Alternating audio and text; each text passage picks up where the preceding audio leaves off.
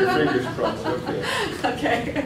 So this is my friend Bruce Ehrlich, also goes by Bruce Eisner, that's his pen name. He's a psychologist, he's an author, and he also does some web developing and web media. And he'll show you a couple of his websites at the end of the presentation. Also on Blackboard, there are some of his sites are also posted on there in our web links. So if you've already checked him out, you know a little bit more about him already. So I'm going to turn it over to Bruce, and he's going to talk to you today about LSD and a few of the other psychedelics. If you could please hold your questions till the end of the talk, you will have enough time for a Q&A at the end. So if you can kind of just let him do his flow, and then at the end, ask any questions that are prepared for the talk. All right? Good. So this is Bruce. Yeah, well, thanks very much, Kelly, for having me here. Kelly knows that I really like to talk about LSD. It's something I've been really interested in throughout my life. And I wanted to dedicate this particular talk to Albert Hofmann, who was the man who discovered LSD in 1943, and who just passed away last week at the age of 102. And Hofmann was an old friend of mine, and missed him. So this talk is maybe to show you some of what his discovery is all about. Now, the reason I picked LSD out of all of the psychedelic drugs, because you've covered, in this class so far, you've covered stimulants and depressants, other drugs, but psychedelics are a really special particular category, and I feel that LSD is the almost like the prototype, the prototypical representation of that group. There's Hoffman.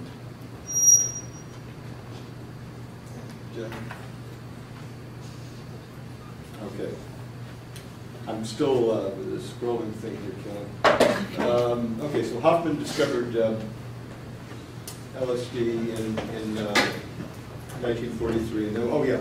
Now, one of the reasons why I picked LSD is, and you can see that these are some of the other psychedelic drugs.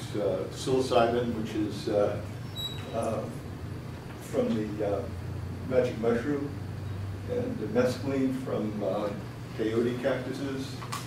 And then there's a drug over here, which isn't really a drug, but it's in our brain. It's called serotonin. I think you talked about that before.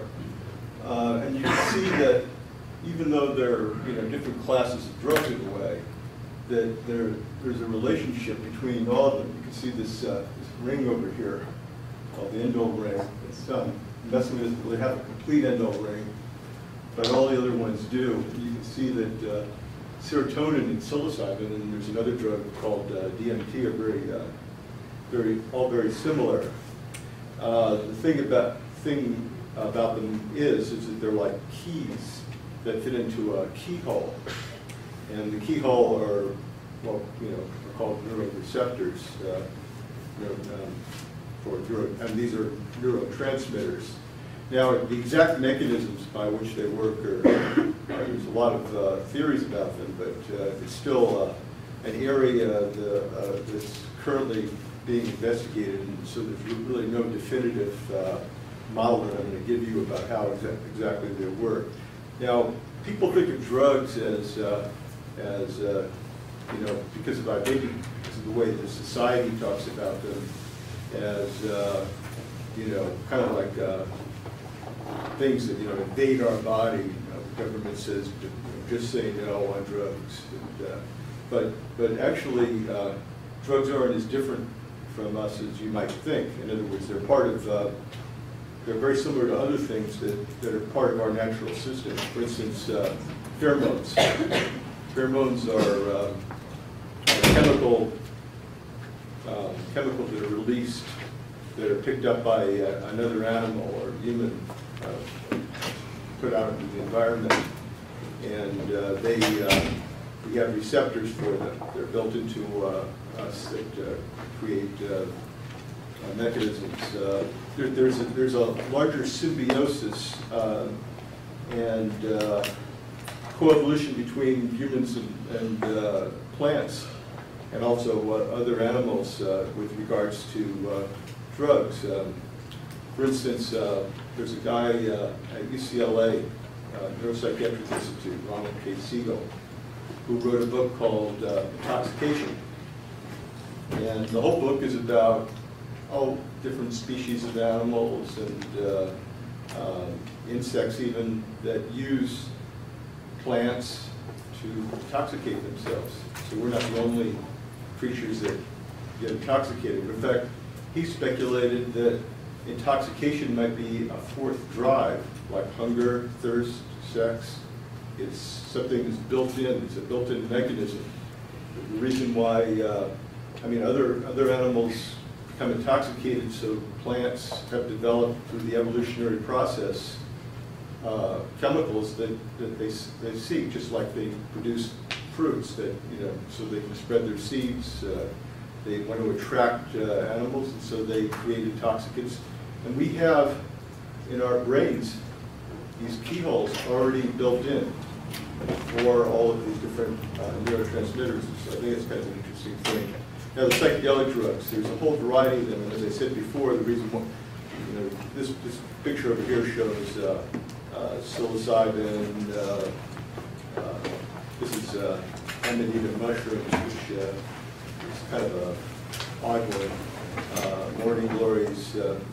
But the one I'm talking about today is D-lysergic acid diethylamide, which was discovered in 1943 and is the most powerful of all of the psychedelic drugs. There have been some variants since LSD that was discovered of LSD itself, which are a little bit stronger, but hardly any of the other ones are anywhere in that same potency. Now, I said to you that LSD was invented in 1943, but if we want to look at the history of the plant that contained lysergic acid, which is a compound that LSD is made from, we can go all the way back to ancient Greece.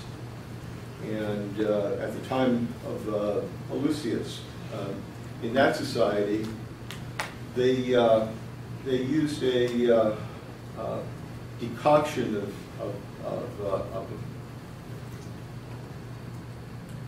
Eleusis, writes it down there. Oh yeah, grasses of Greece, of something called Claviceps paspali, which is a grass which grows on the plains of Greece. Now there's another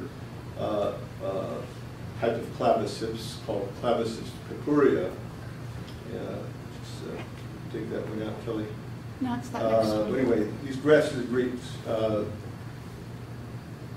paspalus, Claviceps paspali contains a little tiny fungus, mushroom, fruiting body, and that contains this lysergic acid. And what they would do, the Greeks would do, is they would make a water diffusion of it. Unlike the Claviceps purpurea, which was called, which created this scourge during the Middle Ages because it would, rye would be infected with it, and people would bake the rye into bread and eat it, and they would come down to this thing which they call St. Anthony's fire. And the reason why they call it St. Anthony's fire was because it created delusions, hallucinations, but oftentimes led to terrible things happening, like your limbs falling off or even dying. But this other form of ergot didn't have this toxic quality, especially when they filtered it out with water. So they made this decoction, which they gave to people when they brought them to the temples of Eleusis, and that was called the rites of Demeter. And people would be led through this whole sequence of experiences. It was like the world's first guided